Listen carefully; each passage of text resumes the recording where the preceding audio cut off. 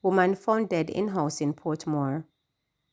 The St. Catherine South Police suspect foul play in the death of a woman who was found at a house in Portmore early yesterday morning.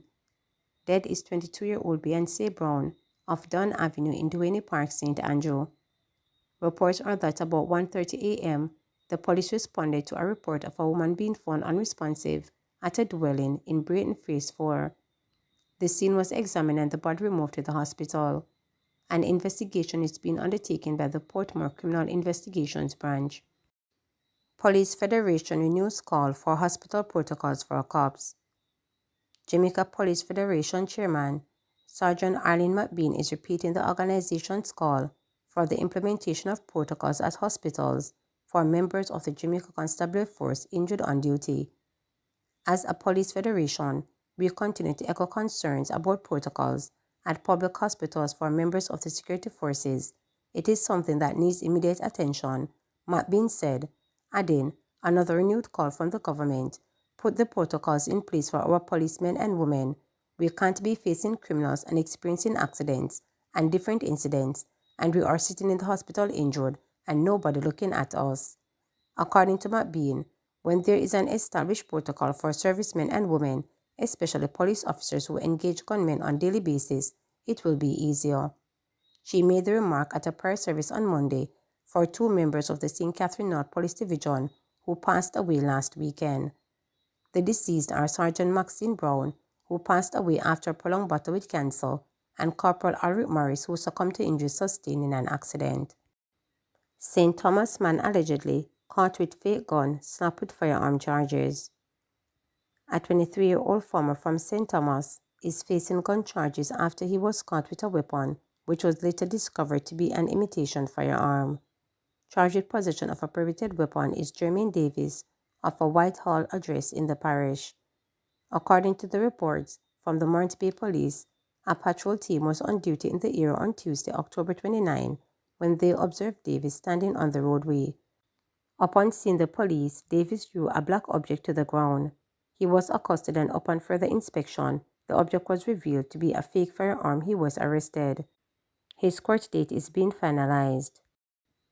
Old Harbour to get state-of-the-art health center. Residents of Old Harbour in St. Catherine are set to benefit from a state-of-the-art health center in the town. Ground was broken earlier this month for the US $6 million Old Harbour Comprehensive Health Center, construction of which is expected to be completed in 2026. The project is being spearheaded by the Ministry of Health and Wellness through the Health System Strengthening Program, HSSP. This facility is offering what no other facility has offered to date. It is not just about the size and the newness of it, but the kind of diagnostic equipment that will be here. Pharmacy and labs are major additions, so they don't have to go to Spanish Town. It is going to offer specialized services, where specialized doctors will come periodically, Health Minister Dr. Christopher Tufton stated at the launch. The Old Harbour Comprehensive Health Center, a 2,000 square meter facility that will serve approximately 10,000 people per month, will be located on the East Street in Old Harbour. It will replace the current Old Harbour Health Center, a Type 3 facility that serves over 17,000 residents annually, but is hindered by space constraints, according to the Southeast Regional Health Authority.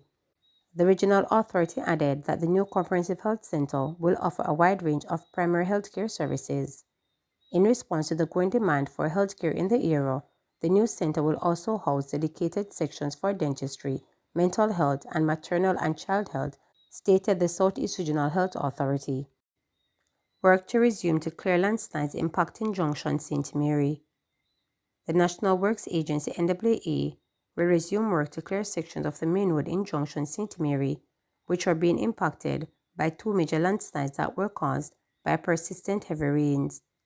An NAA crew worked tirelessly to clear the landslide, which are in the vicinity of Broadgate and Mason Yard near Friendship Gap respectively, which resulted in a halt in the movement of vehicular traffic for the better part of 3 hours. Communication manager at the NAA, Stephen Shaw, said the crew was experiencing challenges clearing and cleaning the road due to soil, which keeps coming down, making it difficult to keep the roadway open to accommodate single-lane traffic. Shaw also cited the size of the landslide. He noted that the conditions present some amount of danger not only to the motorist public but also to work crews. Shaw pointed out that work crews will return to the area to view and see how further steps can be taken, which is either to have both corridors fully reopened or at least try and ensure the motorists are able to traverse the thoroughfare in a single-lane fashion. Meantime, Member of Parliament for St Mary South East, Dr. Norman Dunn, said the heavy rains have been affecting that section of the parish since last Friday. This resulted in several houses in the Dunn area being flooded. Crawford expects dramatic shift and changes at Education Ministry. Opposition spokesman on education Senator Damon Crawford has expressed skepticism that the Andrew Holness-led administration can change the fortunes of what he says is a failed education system. Crawford, responding to Wednesday's appointment of former Education Minister Favor Williams as Minister of Finance and naming of Senator Dana Morse Dixon the new Education Minister, said that any change in the leadership of the ministry is welcome. He described Senator Morse Dixon as enthusiastic and learned.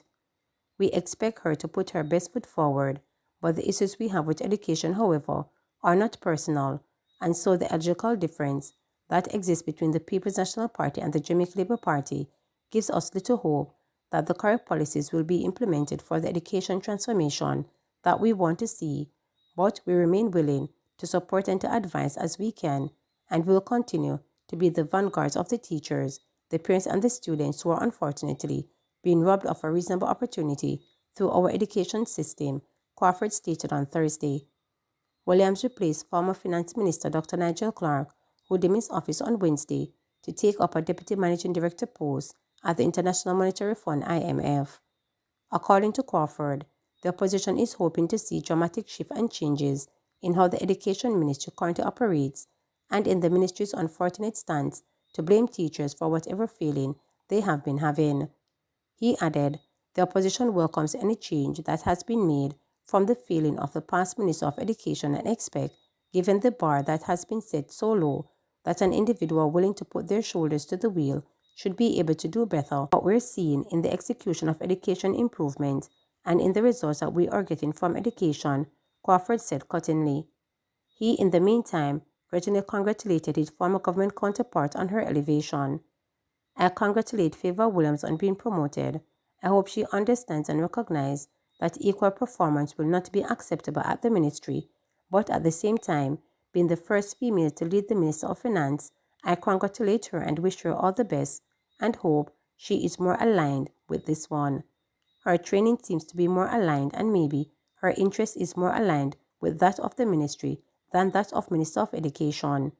So on a personal note, I congratulate and indeed thank her for whatever effort she made in education, but presume that she finds a better fit for her talents, her interest, and her training in this ministry than she did in the Education Ministry, Crawford stated.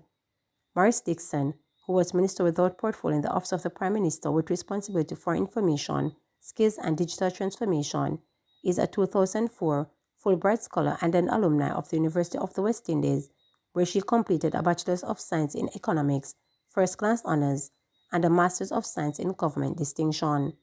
She is also a graduate of international schools where she studied her PhD in International Studies, as well as the executive program of the Harvard Business School. Williams is a chartered financial analyst by profession, has an MBA with concentration in finance from Wharton Business School at the University of Pennsylvania, and a BA in economics from Harvard University in Cambridge. Remember to subscribe, like, share, and click the notification bell for daily updates.